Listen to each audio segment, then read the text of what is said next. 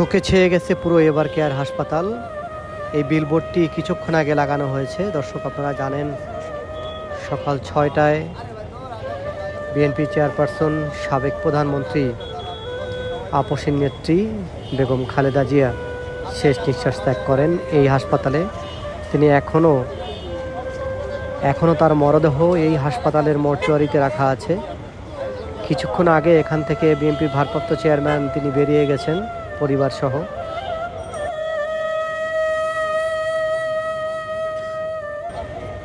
সারা বাংলাদেশ আজ শোকে মাতুল। সারা বাংলাদেশের মানুষ আজ শোকে কাতর। দলমত নির্বিশেষে সবার পছন্দের প্রথম তালিকায় ছিলেন বেগম খালেদা জিয়া।